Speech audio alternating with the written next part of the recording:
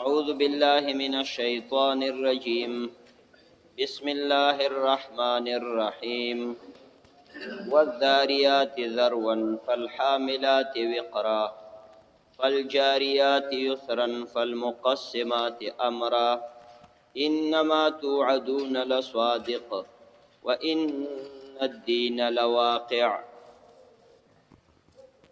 والسماء ذات الحبك إنكم لفي قول مختلف. قرآن شریف کې دو قسمه سورتونه دي، یو مکی سورتونه دي او یو مدنی سورتونه دي. مکی هغه سورتونه نتوي چې نبی علیہ السلام لا مدینه ته هجرت نو کړی، هغه نه مخکې په نازل شوی وو. ځکه نبی علیہ السلام چې 40 کلنۍ ته ورسېد نو الله پیغمبر کو وحی په شروع شو.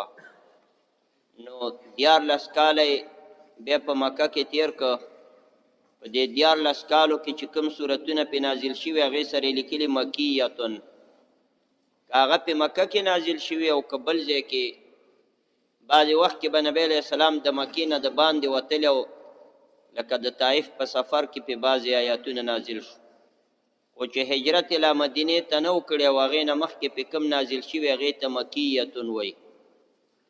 او بیا چې کله مدینه پاکه ته هجرت کو 10 کال د پیغمبري هغه مدینه کې تیر کومل ته وفات شو. نو په دې 10 کالو کې چې په کوم سورتونه نازل شوی هغه سره دلته لیکلي مدنیتون. نو سورۃ الذاریات دا مکی سورۃ ته مکیتون، شپیتا آیاتونه او درې رکوګانو باندې مشتمل دی. په مکی او مدنی سورتونو کې فرق دا دی، دا آسانه خبرې درته کوم چې ستاسو ذهن ته ام کې وتیش او یادولم شي. مکی سورتونو کې اکثره د عقیده ذکر کیږي، د الله یوواله، د قیامت راتګ، د پیغمبرانو او د آسمانی کتابونو صداقت، دا عقیده ده. ځکه مکه کې مونږ لا نو فرض شوی، روجې لا نوې فرض شوی، احکام نو، بس صرف عقیده د خلکو جوړوله. کله چې نبی علیہ السلام مدینه ته لاړو منځم فرض شو، روجم فرض شو، زکاتم فرض شو، حجم فرض شو، جهاد. نو مدنی سورتونو کې بیا هغه احکام ډیر دي، د مانځه ذکر او د روجې او د زکات او د حج. مکی سورتونو کې د مانځه او د روجې او دا ذکر نه، او وخت دا شی نه نو فرض شوی. 14 کال رسول الله مبارک په مکه کې د خلکو په عقیده باندې سره خواري کوله، ځکه ټول مشرکانو کنه چې یو انسان د بت عبادت کوي او مشرک هغه له بت تسوی چې روجه ونیسا، هغه له بت تسوی چې زکات ورکا، دا غوي په عقیده باندې 14 کال خواري کوله. او د کشمکش کې کله په نبی علیہ السلام گزارونه او کله سپکاوي او کله ویل مجنون لیونه دی، کله ویل جادوګر دی، کله ویل څه دی. او په 14 کال کې یو ډله د صحابه تیار کړله او په ډېر خپل پوره کوشش سره او د الله په توفیق سره او د پیغمبر په لوړ همت سره یو قوي ټوله تیار کو. او مدینه ته چې لاړ به احکام شروع شو چې اوس خو مسلمانان ډیر شو، اوس منځونه کوي، وسدا کوي. نو مکی سورتونو کې اکثره د عقیده ذکرې او مدنی سورتونو کې د عبادتو ذکرې، د معاملاتو ذکرې، د احکامو ذکرې. سورۃ الذاریات چې دا زمنګ مخ کې دی دلته دا مکی صورت دی. نو دې کې د عقیده ذکر دی. ګوره د قیامت د جنتین او جهنمین او احوالم پکې الله بیانې، دي ته وي تخویف او تبشیر.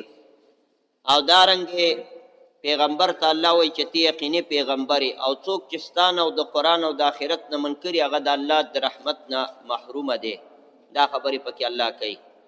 او بیا پکې د ابراهیم علیه السلام او د لوط علیه السلام واقعام اجمالی الله دې صورت کې ذکر کړي چې ګور هغه خلکو چې پیغمبران ونه منه، ملائکه می پسې راولېږل او تباه مې که.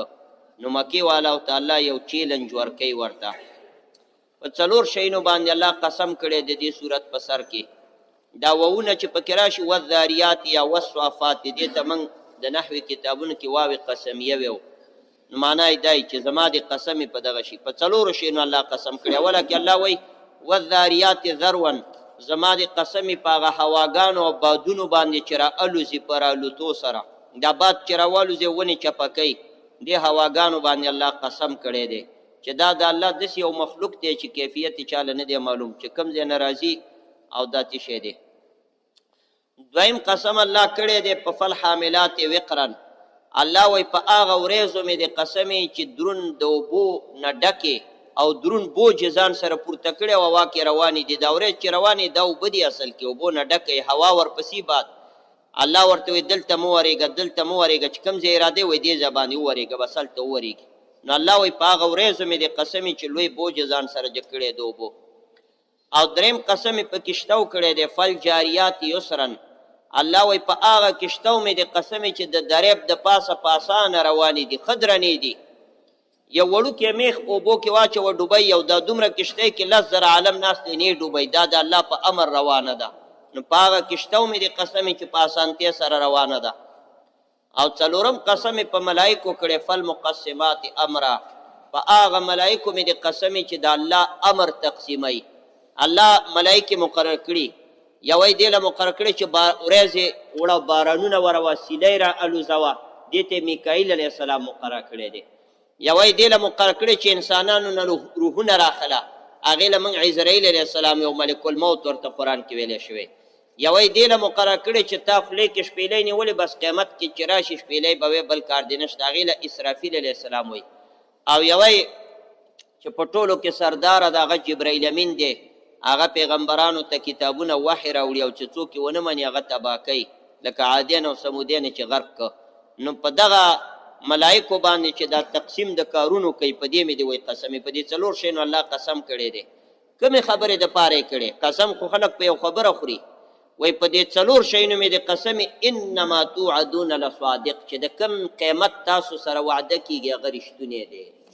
دې ته جواب قسم وایي زموږ په قضا کې. لکه موږ یو په والله او په بالله او په ثم تالله مې د قسمې چې دا پټی زما دی. نو الله وایي په دې څلورو شیانو مې د قسمې چې انما توعدون لصادق د کم قیمت وعده چې تاسو سره کېږي څلور قسمه مې درته وکړه چې دا رښتونې ورځ در روانه ده. ځکه د مکې مشرکان نه منله ځکه یې قسمونه ورته وکړه. او بیا ورته د هغې هغه حالات د قیامت بیانوي. بسم الله الرحمن الرحیم. والذاريات ذروا. زما د قسمې په هغه بادونو باندې چې را الوزي په رالوتو سره.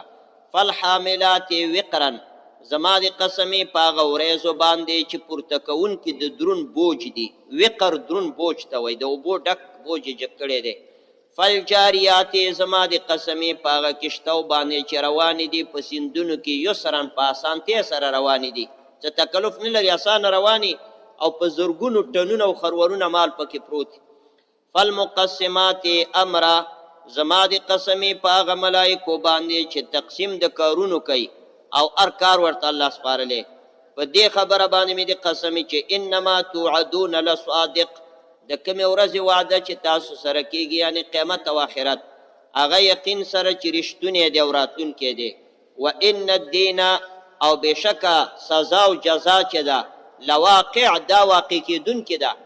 دین جزا لوی که چا زنا کړې ده د هغې سزا که چا غلا کړې ده د هغې سزا که چا روجې نیولې منځونه کړي د هغې بدله دا راتلونکی دی. قیامت کې به دا ټول کېږي. دې دنیا کې خو نه سزا شته او نه جزا شته. نو الله وایي دې دپاره مې یو ورځ ټاکلې ده چې کافرانو ته سزا او مؤمنانو له نیکه بدله ورکم. و ان الدین او یقینا سزا او بدله چې دا لواقع دا واقع کېدونکې ده. والسماء. الله وایي زما د قسمې په اسمان باندې ذات الحبک چې داسې اسمان چې هغه د لارو والا دی. لارې اسمان کې د ملایکو لارې دي ځي او راځي پکې لکه دا تیارې چې هوا کې ځي. ملائکه هو زری لري وزری دي د بعضو دوه دي مثنا و ثلاثه و رباع یزید فی الخلق ما یشاء. دا مخکې تیر شوي. د چا دوه وزري د چا درې د چا څلور او د چا ډېرې. د جبرائیل علیه السلام 600 وزري دي. بخاري شریف کې حدیث دی. 2 کرتې نبی علیه السلام ته ځان ښودلی دی. نور به ورته د یو سړي په شکل کې راتلو. دا دومره قرآن چې والا راوړی دی که نه. جبرائیل علیه السلام زموږ ښکلي پیغمبر ته ډېر زیات راغلی. نورو پیغمبرانو ته هم کتابونه راوړي دي. موسی علیه السلام ته او عیسی علیه السلام او داود علیه السلام ته چې کتابونه راوړي الاتقان کې امام سیوطي صاحب لیکلي په شمار چا له 14 وار چا له 14 وار او نبی کریم صلی الله علیه وسلم ته 25,000 کرتې وی راغلی دی. دومره ډېر به ورته راتلو وخت په وخت به ورته راتلو خو په خپل شکل کې نه د یو صحابي په شکل کې به راتلو. دحیة الکلبي او ښایسته صحابي او رنګ نه ډېر ښکلی و. د هغې په شکل کې به راتلو. یو وارې عایشه بیبي فرمایي وایي ما کور کې ناست وم، وایي نبی علیه السلام تشناب کې لمبل، وایي اس باندې یو سړی راننوت راسن بې اجازې او بغیر د ټک ټک نه، او تک سپین پګړی والې وه سپین، او دوه شملې شاله پرېښې وې او د دحیة الکلبي غوندې و. ما ویل چې دا خو صحابي دی، د اجازه ده، د پیغمبر کور ته راغی او ټک ټک نه کوي، دا څنګه راغی؟ زه مری نه شوم. وایي راله ویل چې رسول الله چېرته دی؟ وایي ما ورته ویل تشناب کې دی. وایي نبی علیه السلام مبارک د ده خبرې وپېژندې چې دا جبرائیل علیه السلام دی. نو زر زر یې ولمبل او جامې بدلې کړې چې راووتو، نو نبی علیه السلام ته یې لاس سره ورکو او هغه هماغسې اس باندې سور و. نبی علیه السلام د اس په دې ورمېږ داسې لاس واچو، هغه ورته غوږ رانږدې که، نو غوږ کې ورته څه خبرې وکړې، بېرته ووتو. وایي ما ته نبی علیه السلام ویل چې عایشې دا دې وپېژندو؟ وایي ما ورته ویل دا خو دحیة الکلبي و. هغې وخندل، وایي دا جبرائیل علیه السلام و، ما ته یې پیغام راوړی و او تا طرف ته چې در ولید نو ما له یې وویله چې زما سلام په عایشې بیبي باندې ووایه. نو نبی علیه السلام دا ملایکې چې دي دوه وارې جبرائیل نبی علیه السلام ته ځان ښودلی په اصلي شکل. یو وار مکه کې روانو چې ورته ځان وښودو، دا وزر یې وایي راخور کړی و، یو وزر یې راخور کړی و، د اسمانونه ټول پټ کړي و پکې، دومره لوی وزر یې دی. بخاري شریف کې روایت دی، شنې بخملي په شکل کې.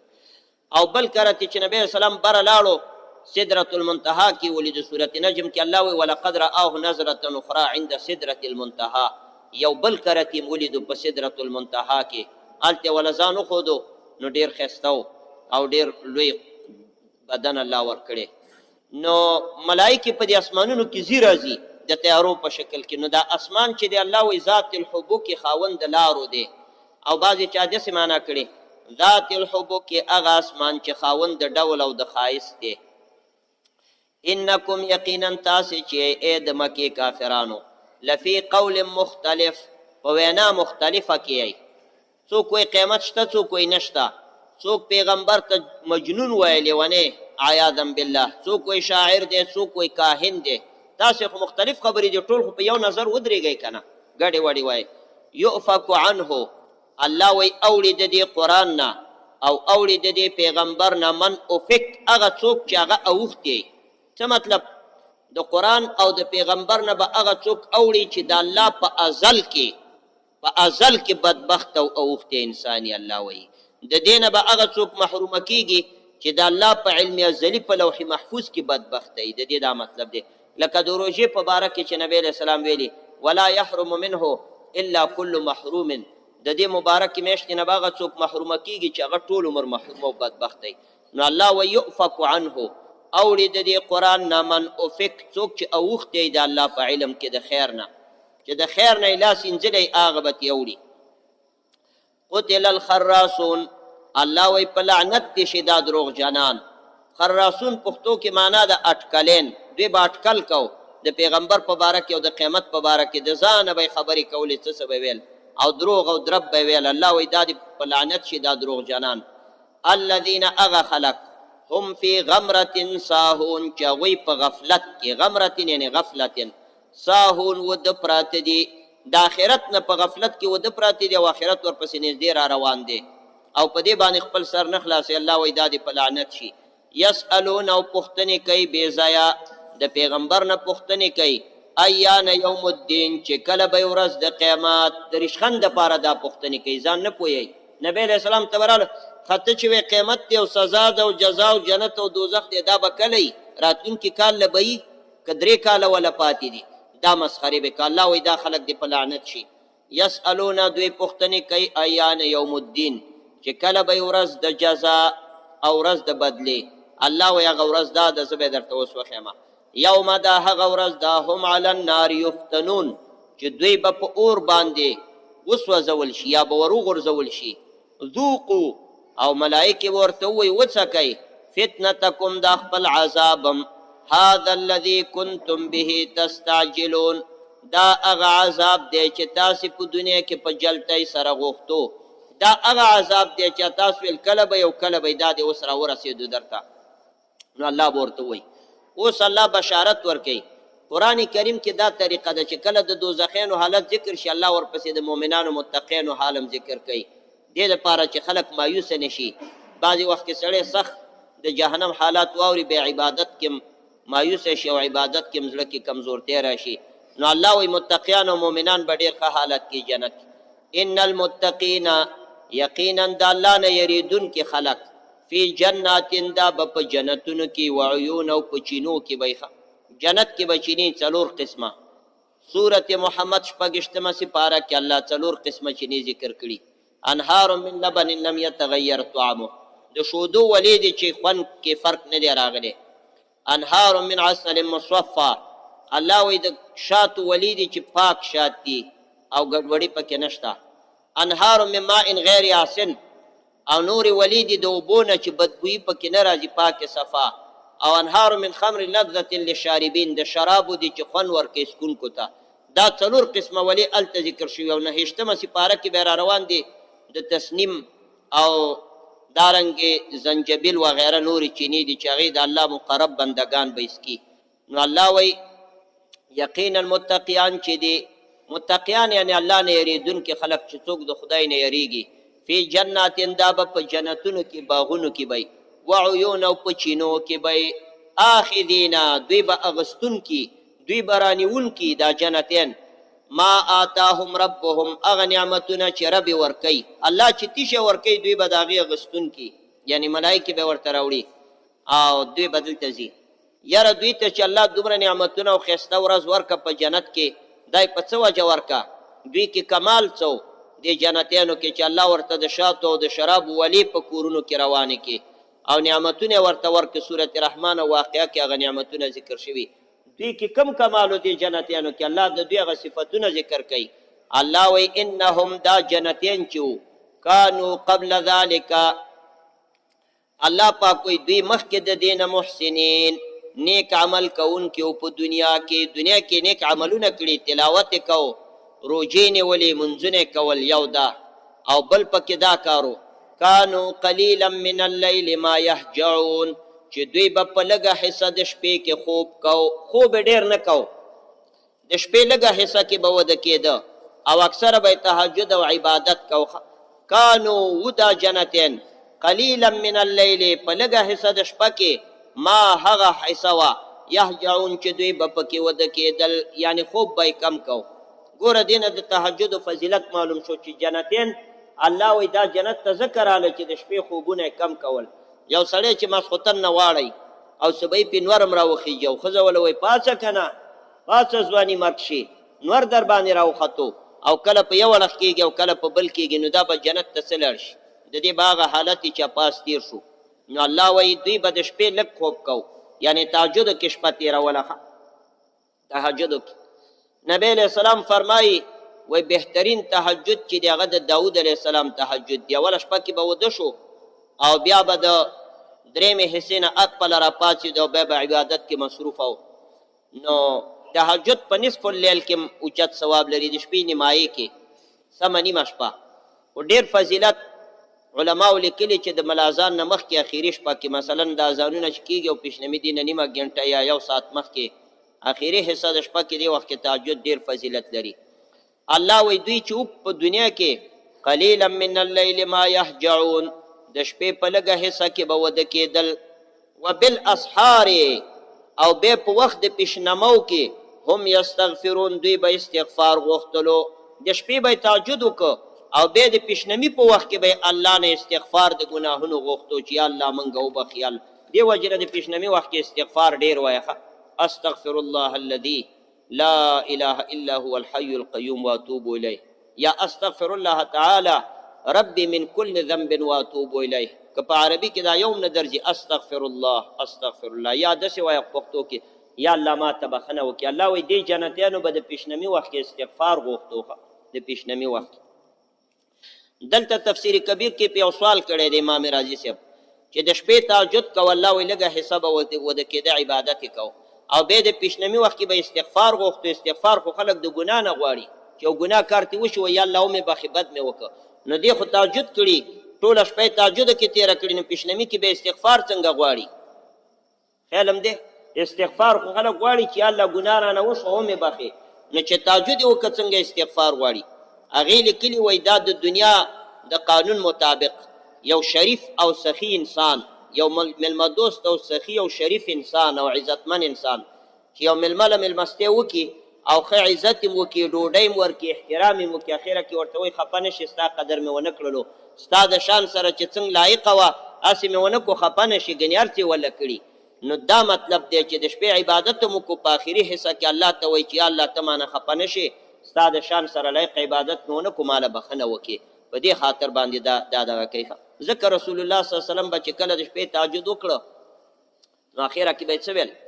اخره کې به یې دا دعا کوله: اللهم لا احصي ثناء عليك، یا الله ستا د ذات سره چې څومره لوی او صفت مناسب دی هغه زه نشم کولی. انت کما اثنیت علی نفسک، ته همغسې چې کوم د ځان ستایلې همغومره یې، زه ستا صفت نشم کولی. نو دا هم ورسره وایئ په آخري شپه کې، استغفار هم غواړئ، و یا الله ستا د شان سره چې څومره عبادت لایق دی د هغې زره ما حساب ما نه دی کړی، خو د ځان د خلاصي دپاره مې یو څه وکړو. نو الله وایي وبالاسحار هم یستغفرون، او دې جنتیانو به د پیشنمه وخت کې استغفار غوښتو د الله نه. او بل کار پکې داو وفي اموالهم حق، د دوی په مالونو کې یوه حصه معلومه وه، دوی ته چې کوم مال ما ورکړی و دې جنتیانو ته یو حصه پکې معلومه وه، یو حق معلومه. چا دپاره؟ للسائل، هغه غریب دپاره چې سوال کوي، والمحروم، او هغه غریب دپاره چې سوال نه کوي. غریبان دوه قسمه، یو بې شرمې چې سوال کوي هغې له به م ورکوي، او محروم چې فقیر دی ضرورت لري خو د عزت د وجې نه څه نه وایي. الله وایي دې دواړو قسمونو ته دې حق ورکو، ځکه جنت ته داخل شولو. د دوی په مالونو کې یو حق و، للسائل دپاره د سوال کوونکي، والمحروم، او دپاره د هغه غریب چې سوال نه کوي، دې دپاره پکې حق. دې نه مراد هغه نفلي صدقه د فرضي زکات نه دی، ځکه ما اوس درته وویل چې دا مکي صورت دی، دې وخت کې خو زکات نه دی فرض شوی، نو دې نه دا نفلي صدقې خو هر وخت کې خلکو ورکولې، فرضي زکات به مدینه منوره کې شوخه. هغه فرق هم دا دی، علماو لیکلي دلته حق للسائل والمحروم ویل، اول ته به ویل حق معلوم للسائل والمحروم، معلوم ویل زکات خو معلومي کنه، او خیرات خو نه معلوم، که 10 روپۍ ورکې که 20 ورکې، نو دا چونکې نفلي خیرات دی، دلته مکه کې لا زکات نه دی فرض شوی، نو معلومونه ورسره ونه ویلو. د دې په مال کې حق دی چې هر څومره ورکوي، او هلته مدني صورت کې چونکې زکات حصه معلومه اندازه معلومه، نو حق معلوم للسائل والمحروم. قرآن کې چې یو ټکي هم راوړي نو هغې کې یو خبرې ته نقطې ته اشاره، نو دې نه مراد خیرات دی. نو دې نه دا معلومه شوه چې انسان به یوازې په زکات هم اکتفا نه کوي چې ولا په ما زکات فرض ورمې کو عشر سرسایه و، مثلا نور صدقات به هم ورکوي نفلي د خپل وس مطابق چې څومره وس کېږي. وفي الارض آیات للموقنین، الله وایي په دې ځمکه کې د قدرت نشانې دي یقین کوونکو ته. دې ځمکه کې چې تاسې وګورئ دا ولي الله روانې کړي، دا اوبه دي، دا سیندونه، دا ځنګلات، ونې، فصلونه، او د دې یو ونې نه قسمه قسم میوې او غلې راوباسي، نو دې کې هم د قدرت نشانې دي یقین کوونکو ته.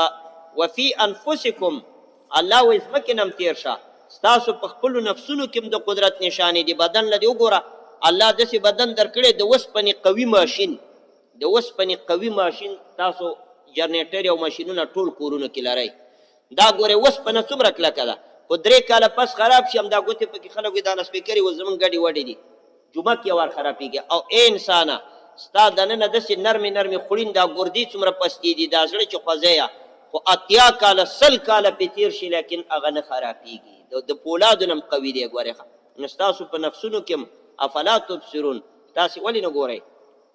ما یو ډاکټر مریض ته ویوړو، پاکستان کې لوی ډاکټر و، نو ما ورته ویل ډاکټر صاحب د هغې مریض شکایت شروع که هغې ولا دا ځای هغه ورته ویل غلی شه، بیا ما له راولیده خو پوه چې دا مولانا دی، وایي تاسو نه دي ویلي چې الله قرآن کې نه دي ویلي چې وفي انفسکم افلا تبصرون، هغې ته دا آیات معلوم ستاسې په نفسونو کې د الله قدرت دی. وایي دا خو څه ګاډی نه دی چې ګنې 3 کالو کې خراب شي، بدن الله ډېر قوي پیدا کړی، دا ډېر کلک مقاومت کوي تر ډېر وخته پورې، کوټې سر نه سړی راوغورځېږي روغ جوړي، نو دا په نفس کې هم دا دی. او بیا الله رب العزت پکې د اخته د سر د ویښته نه نري نري رګونه تېر کړي دي بدن کې ټول. وفي السماء رزقکم، او په اسمان کې ستاسې روزي ده، وما ستاسو روزي اسمان کې ده. دا مطلب دی چې اسمان نه باران راونه ورېږي، روزي به د کومه کې؟ غلي او دانې خو ځمکه کې دي، خو کنجي خو هغې ځای نه ده چې الله پاک یو 20 کالو کې څاڅ کې هم راونه ورې او کاریزونه هم وچي، نو بیا به رزق د کومه شي؟ الله وایي رزق اسمان کې دی، بره دی.